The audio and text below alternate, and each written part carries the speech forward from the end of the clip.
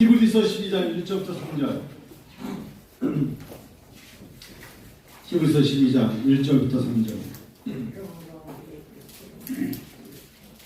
목소리가 가장 아름다우신 박성희 선생님 혼자 분석 같이 읽으시죠. 시작. 이러므로 우리에게 그림같이 둘러싼 허다한 증인들이 있으니 모든 무거운 것과 얽매이기 쉬운 죄를 벗어버리고 인내로서 우리 앞에 강한 경주를 하며 믿음의 주요 또 온전하게 하시는 이인 예수를 바라보자.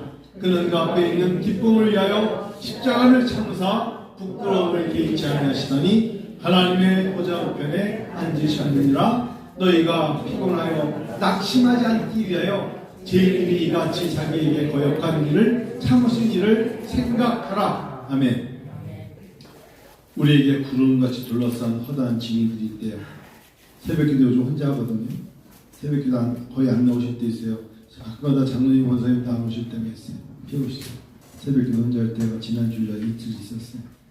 그때 제가 새벽에 혼자 서 있는데 지난주 금요일 날은 남목사님 혼자 하시겠다고 그러는데 혼자 새벽기도 하는데 제가 환상을 본 거예요. 어떤 환상을 보냐.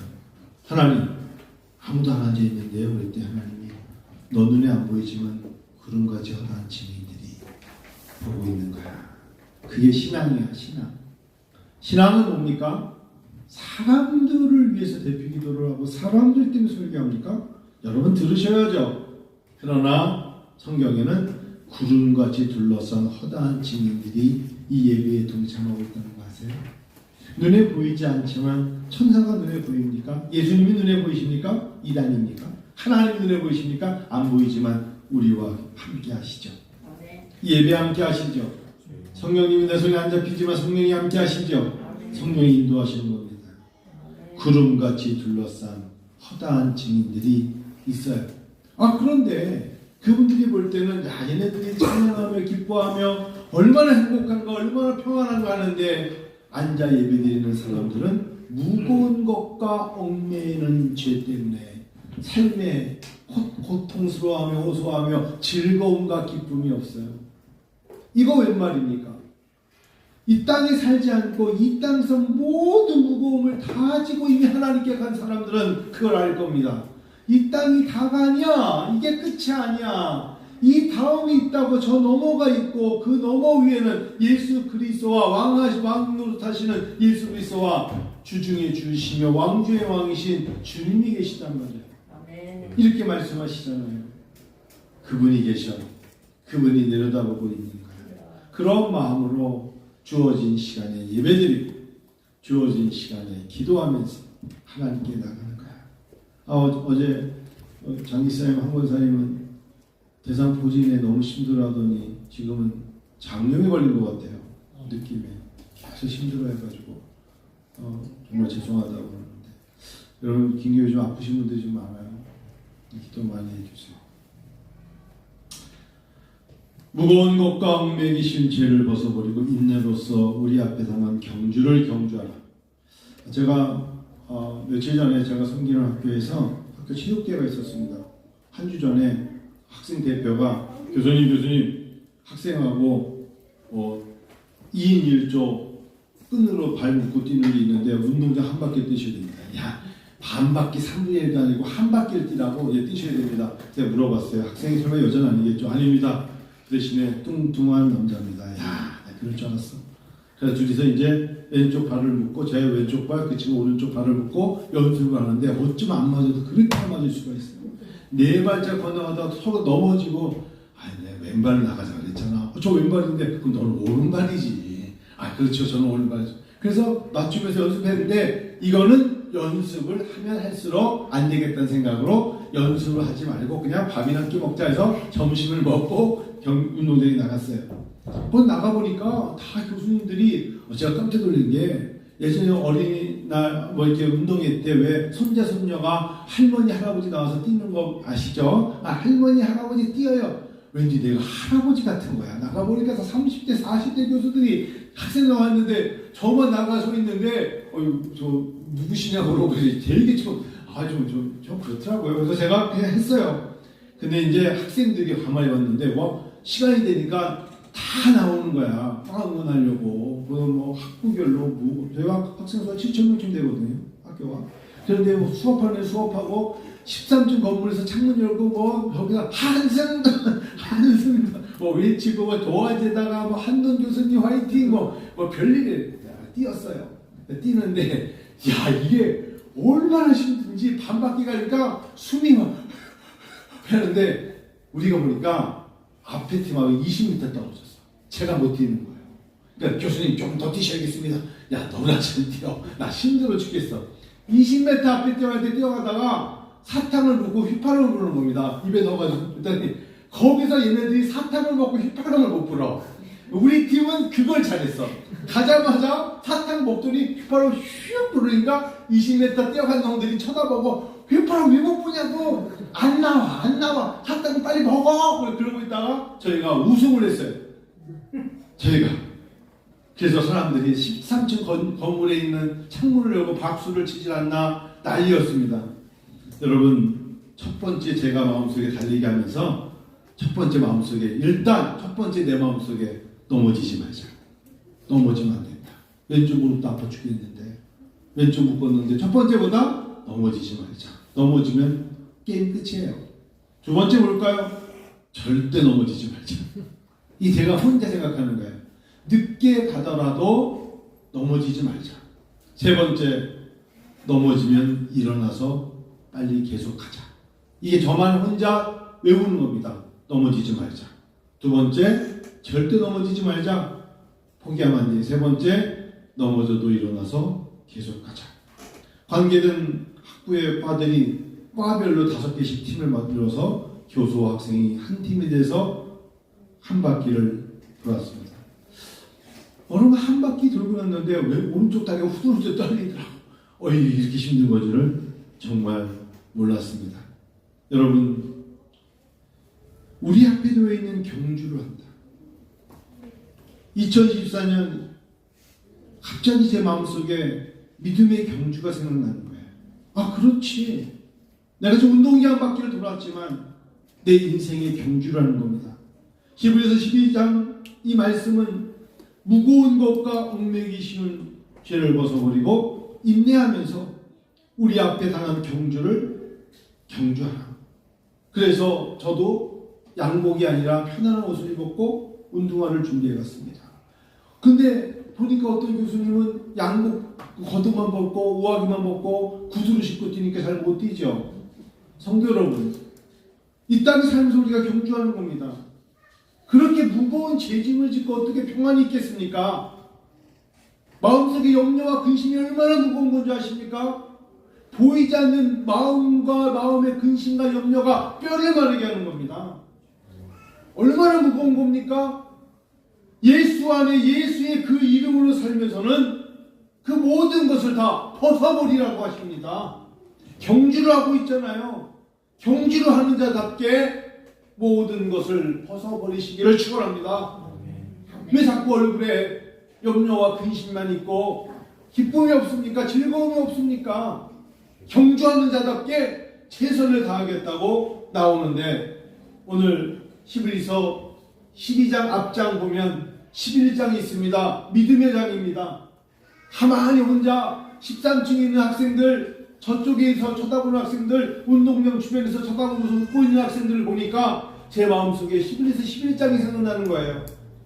나는 2024년에 살고 있지만 몇천 년 전에 히브리서 11장 17절에 아브라함이 시험을 받을 때 아브라함의 이름이 나오고 히브리서 11장 21절에 야곱이 죽을 때에 요셉의 각 아들들에게 축복을 하여주는 장면이 기억이 나고 히브리서 11장 지금 본문에 앞장했던 23절 25절에 모세가 생각나며 바로 공주의 아들이라 칭함보다 하나님의 백성과 고난받기를 잠시 죄악의 날을 누리는 것보다 좋아했다고 말하는 모세가 생각나기도 하고 34절을 보니까 믿음의 사람들은 얼마나 어려웠냐면 불의 세력을 멸하기도 하고 칼날을 피하기도 하며 전쟁에 용감하게 되어 이방 사람들의 진을 물리치기도 하는 그야말로 이것은 멀리서 있었던 이야기가 아니라 내 삶 속에서 하나님이 너도 오늘 그들 중에 한 사람으로 2000년 전, 4000년 전 이야기를 할지라도 너도 그 중에 한 명이라고 말씀해 주시는 것을 생각하게 됩니다.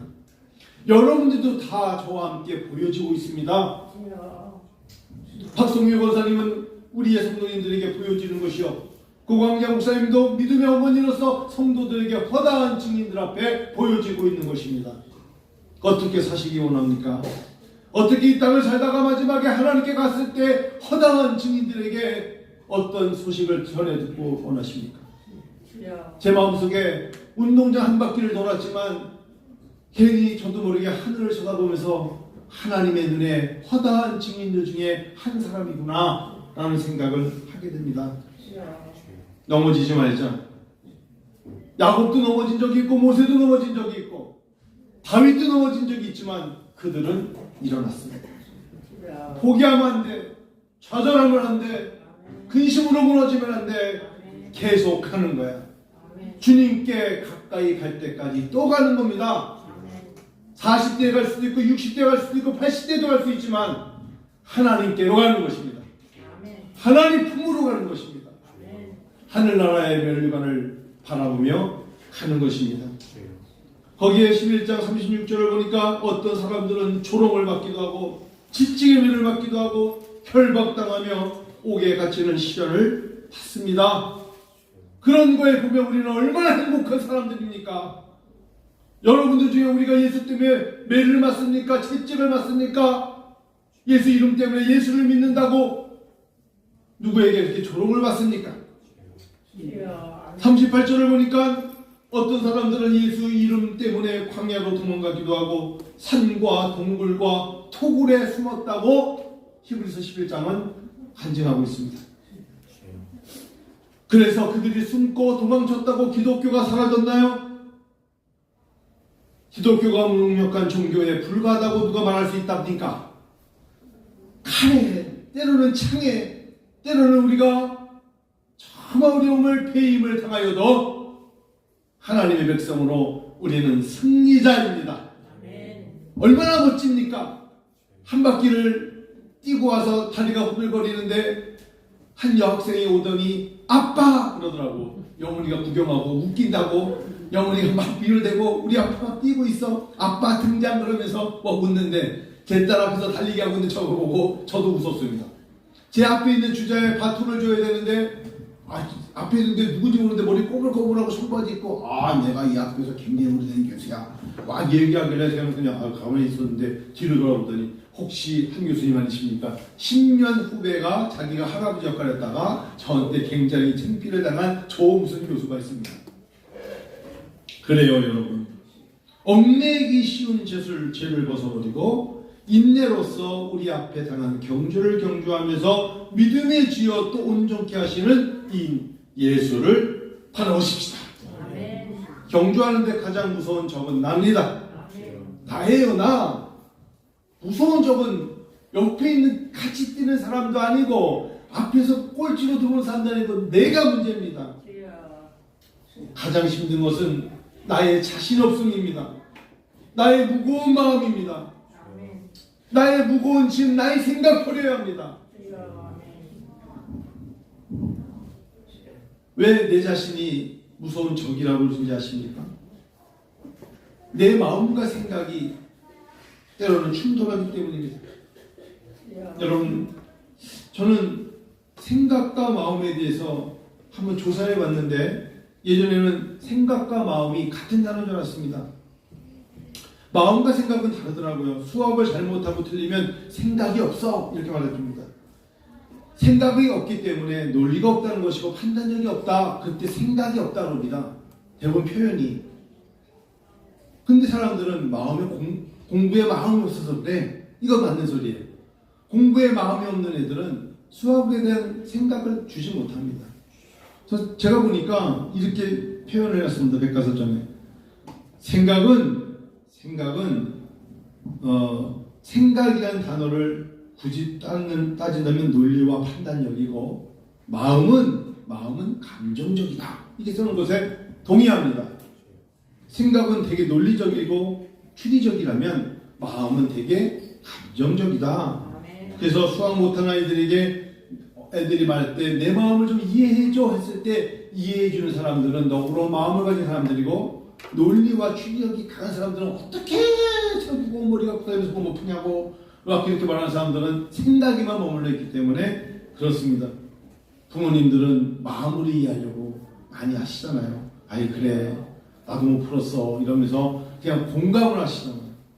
에베소 4장에 보니까 그 마음이 나와요. 너희는 유혹의 육심을 따라 썩어져가는 구습을 따르는 옛사람을 벗어버리고 오직 너희의 심령이 새롭게 되어 하나님을 따라 의와 진리의 거룩함으로 지으심을 받은 새 사람을 입으라 할 때 심령이 새롭게 된다는 게 바로 이겁니다. 생각은 잘 믿어야지 마음은 이쯤이면 되었어. 갈등이 오죠. 생각은 이제 오늘부터 옛것에서 벗어나야지, 마음은 다음에 그럴 기회가 되면 갖추어지면 벗어나야지. 믿음 생활은 마음과 생각이 하나가 되어야 됩니다. 기도할 때의 생각과 기도 끝난 데의 마음이 다르면 기도 날아갑니다. 찬양할 때의 생각과 찬양 끝난 다음에 자기 앞에 놓여있는 걸 생각하면 갈등만 쌓입니다. 그래서 생각과 마음은 매우 다른 겁니다. 최근에 요즘 며칠 동안에 김호중이라는 가수 때문에 여러분 아마 굉장히 시끄러웠죠? 성악가라 합니까? 가수라 합니까? 잘못된 생각은 자기의 마음을 불편하게 하는 겁니다. 안 그렇습니까? 마음은 매우 정직한 겁니다. 하나님이 만들어주신 이 마음이 얼마나 정직한지 아십니까? 잘못된 생각을 가지면 마음이 불편해서 못 견딥니다. 그래서 얼굴이 빨개지기도 하고 결국은 자기가 양심의 고백은 마음이 삽니다. 마음은 참 정직한 겁니다. 이 아마 김호중이라는 사람도 그때 잘못했다고 막 정말 죄송했다고 소주 10잔이 이렇게 내 인생에 힘든지 몰랐다고 막 말했으면 이 정도 분노하지 않습니다. 그런데 제가 어느 글을 읽으니까 이 사건을 맡은 이 부장 판사가 많이 화가 난 것 같아요.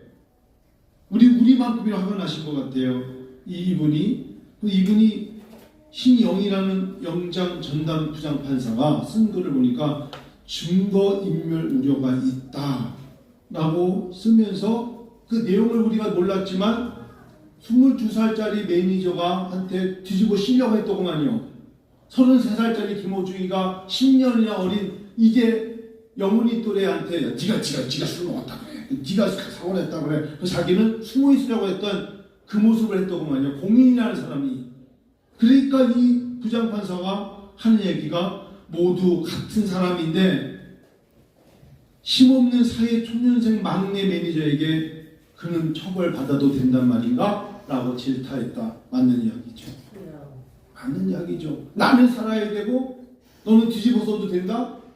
나는 공인이고 너는 내 공인의 뒤에서 옷 들고 다니는 애니까 너는 이 얼마나 잘못된 생각을 가지고 있는 자의 마음에 우리는 돌을 던질 수밖에 없지 않습니까? 그렇습니다. 사랑하는 성도 여러분, 마음은 정직한 겁니다. 이것이 아니면 생각 고쳐 먹어야 돼요. 생각 고쳐야 됩니다. 그래야만 기회가 옵니다. 그 기회를 따라서 하나님께 더 가까이 가려고 믿음의 생활을 하는 것입니다. 마태복음 13장에 씨 뿌리는 비유가 나옵니다.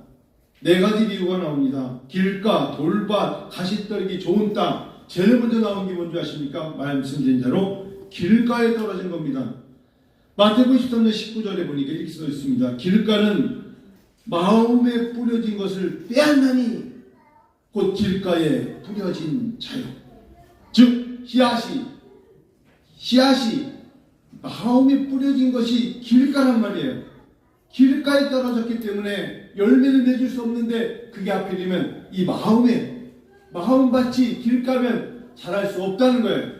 그만큼 하나님의 씨가 오늘 복음의 말씀에 능력이 있어도 받아들이는 마음속에 하나님에 대한 존중과 경외감이 없이 감정에 충만하면 하나님이 역사하지 않아요. 저는 11조가 그런 것 같습니다. 때로는 이런 설교도 해드려야 됩니다. 나중에 돈 많이 들면 드리자. 돈 많을 때 그때 11조 내는 거야.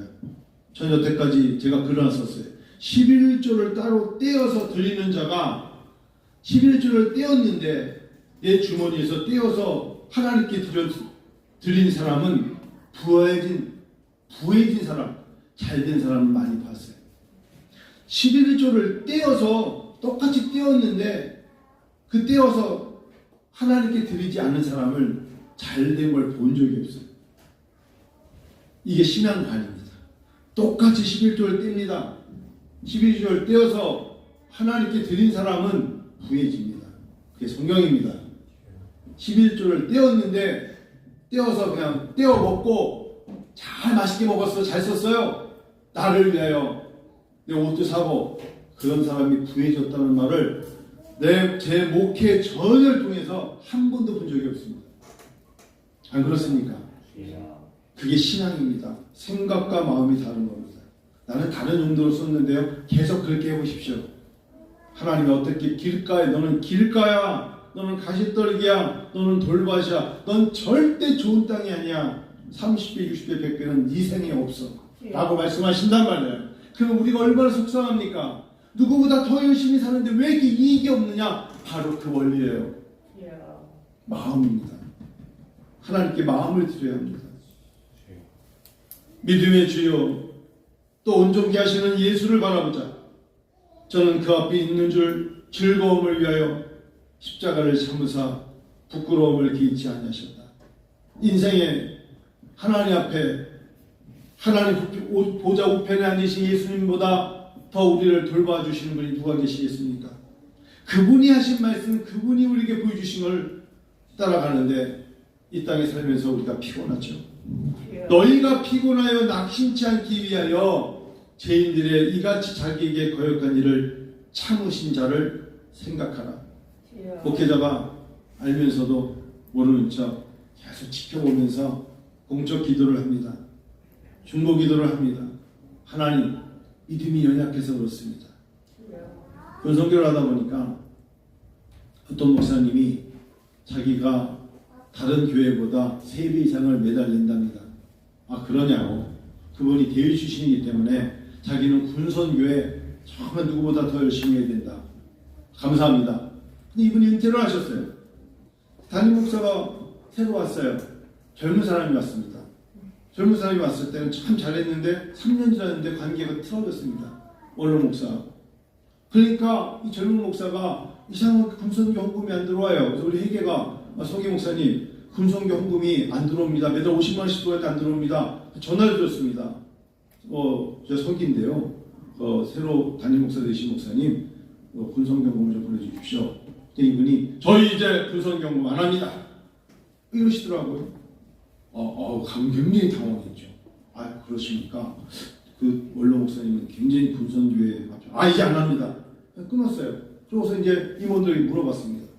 그랬더니 아니나 달라요. 그 후임 목사가 원로 목사에 대한 저항하는 방법으로 원로 목사가 하던 걸 의도적으로 원로 목사가 하던 건 다 끊어버리는 겁니다. 다 끊어버리는 겁니다. 그러면서 자기가 이제 주권자로서 내가 이제 원로 목사님 왜 내가 원하는 걸 하겠다. 그래서 저희가 회의를 했습니다. 어떤 회의를 했을까요? 그냥 가만히 놔둡시다. 그리고 아무 말도 하지 말고 거기서 안 낸다고 해서 군선교가 안 되는 말이지 않습니까? 그냥 놔둡시다. 놔두고 기도합시다. 그런데 참 놀라운 게 뭐냐? 그만큼을 생각지 않았던 데에서 군선교에 헌금을 받아달라고 무명으로 온 금액이 너무 똑같이 가요.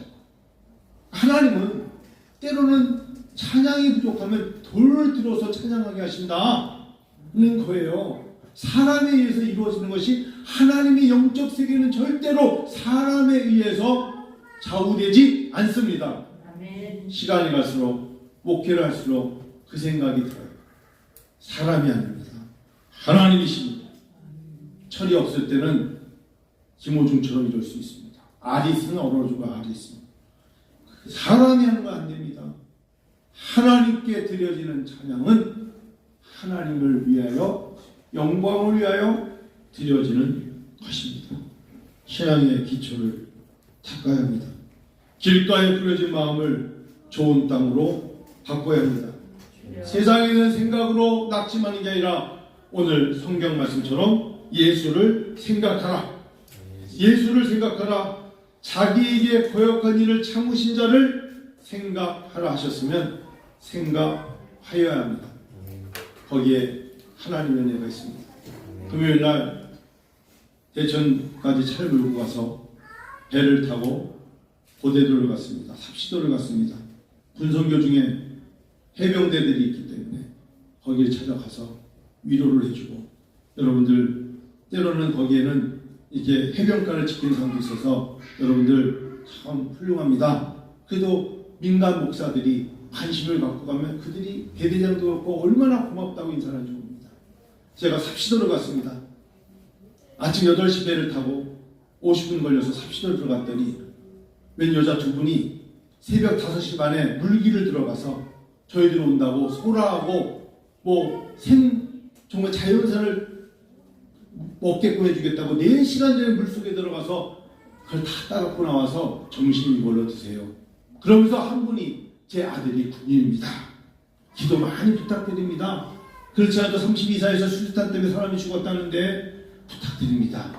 그 한마디 어머니의 마음, 그 어머니의 마음, 그래도 아들이 군생활을 하는데 기도를 부탁하고 싶은 그 어머니는 검은 옷을 입고 해녀가 돼서 물속에 들어가서 소라를 따갖고 오시고 해삼을 따갖고 오셔서 이게 흑삼이라는 겁니다. 드셔보세요.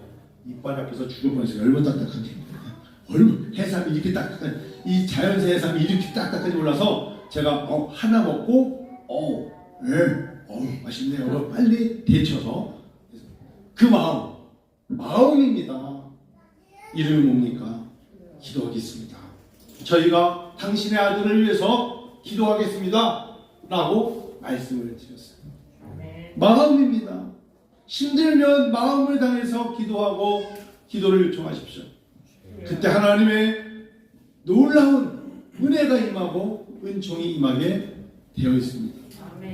여러분, 은혜와 아버지 함께 성도 여러분, 하나님의 축복이 가득한 여러분 가정과 일터와 특별히 우리 교회 임산부가 있지 않습니까? 여러분 특별히 기도해 주셔야 됩니다. 임산부가 얼마나 힘들겠어요? 저처럼 엎어져 자겠습니까? 하늘만 쳐다보고 자야 되는 그런 마음으로 특별히 공감하시면서, 또 몸이 연약한 분들이 있습니다. 아프고 싶어 아픈 사람이 어디 있겠어요? 너무 힘드니까 그런 거죠. 안색을 보시고 도와주시고, 하나만 더, 어제 오는 중에 태안 쪽에 계시는 목사님께, 목사님 저희 여기 왔다가 대전 왔다 가는데, 했더니 나 지금 바빠 죽겠시오 그러더라고요. 뭐 때문에 죽겠다고요? 지금 고구마를 심는데 내일 비 온다는데 나 혼자 이거 다 해 300평. 그 얘기 듣고 배에서 나오자마자 차 몰고 갔어요. 안면도에 해저 터널이 뚫었거든요. 넘어가면 1시간 10분이야. 1시간 10분 쌩 달려가서 옷 갈아입고 저희가 도와드릴게요. 아이고 고마워. 지금은 손길만 있으면 요청하고 싶은데 열심히 도와드렸어요. 목사님 사실은 목사님들 작품이 너무 많네요. 저희 교회도 작품이 있고 어디 있는데 예초기를 사야 되는데 중국산 예초기를 샀더니 금방 망가져요. 그랬더니 아무 말 안 하고 다 한 다음에 아침부터 고구마순 씻고 나면 따라와. 그러더니 창고에 가시더니 예초기 사놓은 것 중에 오래됐는데 안 쓰는 걸 갖고 나오시더라고. 예초기 여러분 무겁죠. 휘발유 돌리는 거 있잖아요. 50만 원쯤 하는데 이거 은혜하고 좀 가져와라고. 그래서 돌려봤더니 작동이 안 돼. 이거 왜 줘요? 작동 안 되는 건 태안에 예초기만 고치는 데가 있어. 거기 가자고 차를 태워 갔는데 5만 원 들었어요. 5만 원. 50만 원짜리 예초기 5만 원에 다 줄까지 다 나를 저보로 위험하다고 날 안 된다고 줄로 바꿔서 다 고쳐서 어저께 가지고 왔어요. 사람의 마음이 이렇게 통하는 겁니다. 고구마순 20개밖에 못했어요. 시간이 없어서 거의 못했어요. 왜냐면 제가 저녁에 또 강의가 있어서. 그런데 거기까지 와서 도와준 그 마음으로 예초기를 전투했어요. 괜히 예초기 준다 그래가지고 말이야. 시간을 얼마나 잡아먹는지 모른다고. 그렇지만 그 마음이 얼마나 좋습니까? 기도하겠습니다.